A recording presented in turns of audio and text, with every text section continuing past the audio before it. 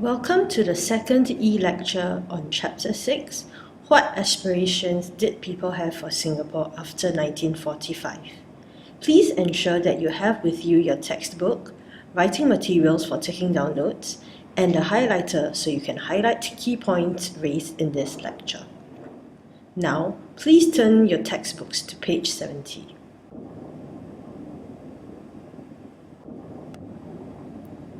In this lecture, we will be learning about people's aspirations from 1945 to 1959.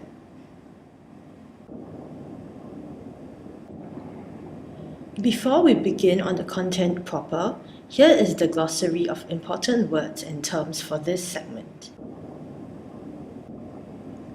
Philanthropists refer to people who make large donations of money or property for social causes, such as education and healthcare.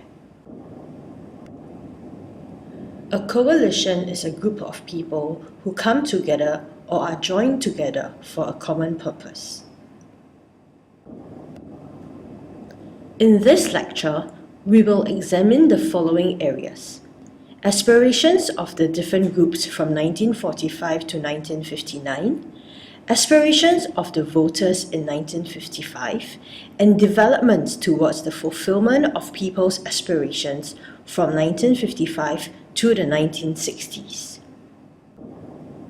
First, aspirations of the different groups from 1945 to 1959. After 1945, different groups with different aspirations pushed the British colonial government for changes in the way Singapore was governed. Let us learn more about who they are and what they aspired for Singapore respectively. The Singapore Progressive Party, or SPP, was a multiracial party made up of mainly English-educated professionals and businessmen. Membership was open to all British subjects. It was led by John Laylock, Tan Chai Cheng, and N.A. Malau, all of whom were lawyers. It was the only party to take part in the 1948 election, and it won 3 out of 6 seats. The party wanted to achieve self-government for Singapore. It believed in working with the British colonial government and wanted to introduce changes gradually. This was because the leaders thought that the majority of the people in Singapore lacked interest in self-government. The Labour Front was a party that sought to protect workers' interests. It had its origins in the Singapore Labour Party. However, that lacked a clear political aim. Thus, members such as Lim Yew Hock, a Straits-born Chinese and a member of a trade union for English-educated office workers, and Francis Thomas, an Englishman teaching in Singapore, left the Singapore Labour Party and later became founding members of the Labour Front. They chose David Marshall to be their leader in 1954. The Labour Front was multiracial and included low-income and English-educated members of trade unions. It was also anti-communist and believed that working with the British to attain self-government would give them the opportunity to improve workers' rights and their working conditions. Thus, they participated in the 1955 election in order to be part of the new government. The People's Action Party, the PAP, was a multiracial party comprising mainly of English-educated lawyers, journalists, and trade unionists. Some of the members, such as Lee Kuan Yew and Dr. Toh Chin Chye, had pursued their education in Britain. There, they participated in the Malayan Forum, which was a gathering of overseas students from Malaya who met to discuss the country's political future. These discussions helped to shape the political beliefs and aspirations of the founding members of the PAP. The PAP was against British colonial rule in Singapore. It wanted immediate independence for Singapore and hoped to achieve this by uniting Singapore with Malaya. The PAP also believed that the constitutional changes introduced by the colonial government would provide them with the opportunity to influence how Singapore was to be governed. It thus sought to be elected into government. To achieve this, the PAP thought it was crucial to gain the support of the masses, including the support of workers, trade unionists, and students in the Chinese medium schools. These three parties, the SPP, Labour Front, and PAP, took part in the 1955 election with the belief that they could influence the political future of Singapore by working with the British to increase local control over government. However, there were also groups of people who did not believe in working with the British colonial government. They distrusted the British and thought that the constitutional changes would not genuinely contribute to Singapore's political development. These included the Chinese middle school students and trade unions. Chinese middle schools were Chinese medium schools that offered secondary and pre-university education.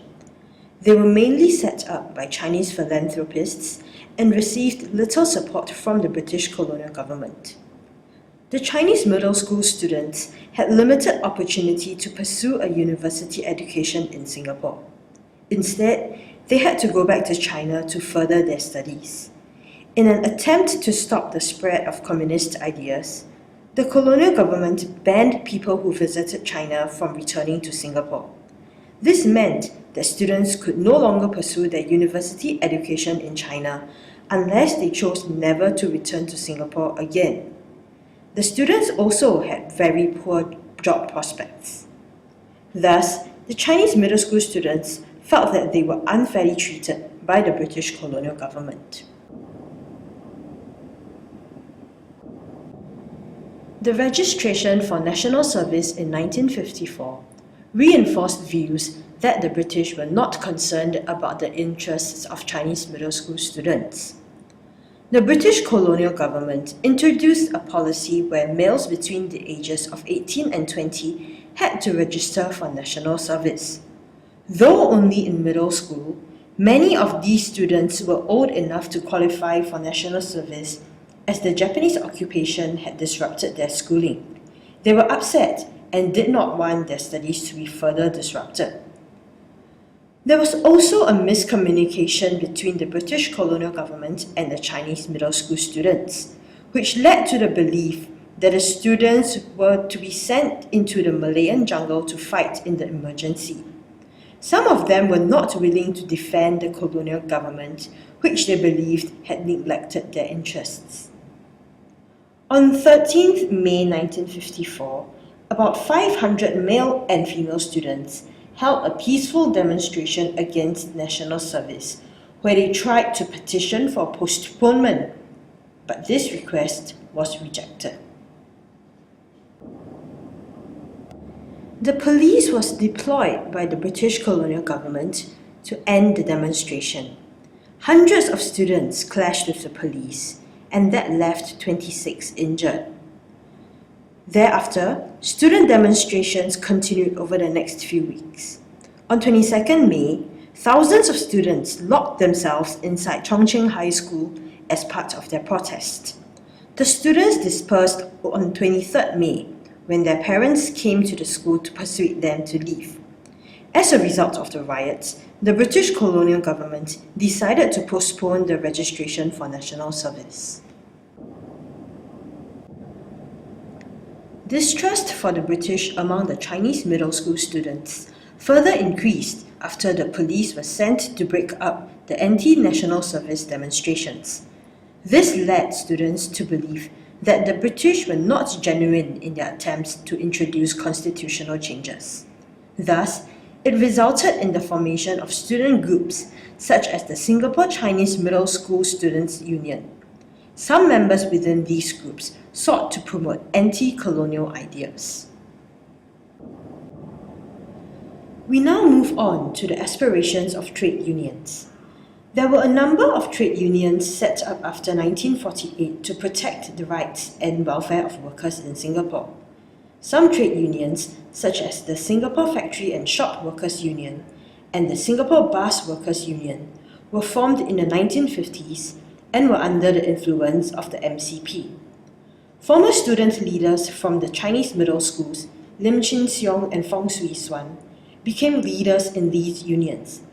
They were active in organizing anti-colonial activities and were able to reach out to and influence the views of the masses through these unions. The trade unions, which also included English-educated men such as Devan Nair, Jamit Singh, and Sidney Wuhao, were concerned with improving workers' conditions. They felt that the British colonial government sided with the employers and did little to protect workers' interests. Many of them wanted immediate change to their working conditions and protested in the streets to secure their demands. The British colonial government was suspicious of the trade unions.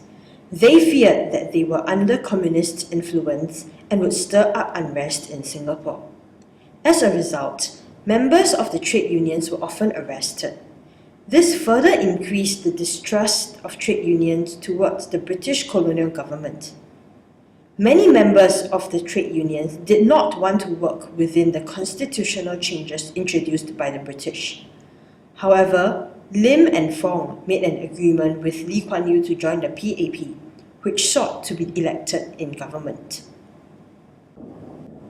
Despite British promises to introduce self-government for the people, the trade unions continued to remain suspicious of the British. This was because disputes regarding workers' pay and working conditions remained unresolved. In late April 1955, workers from Hock-Lee Bus Company went on strike for better pay and working conditions. The police were called in to control the workers and riots broke out. In May 1955, the government negotiated a settlement with the workers and Hock-Lee Bus Company, bringing an end to the riots. Even though the riots came to an end, many members of the trade unions were still distrustful of the government and continued to organize rallies and protests.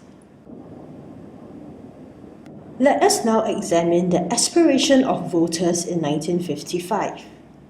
The 1955 election was an exciting event for the people of Singapore. More people were given the right to vote due to the automatic registration of voters. The different political parties worked hard to excite people's interest in politics during the election campaign. They made house visits, distributed pamphlets, and gave rally speeches to help people understand what they sought to achieve for Singapore. Many people were able to vote for a party that best represented their interests. There was considerable interest in the results of the 1955 election. On the night of 2nd April 1955, 5,000 people gathered at Empress Palace to hear the election results. The Labour Front won 10 out of the 25 seats that it contested in the 1955 election. The British were surprised by the results, as they had expected the Singapore Progressive Party to win.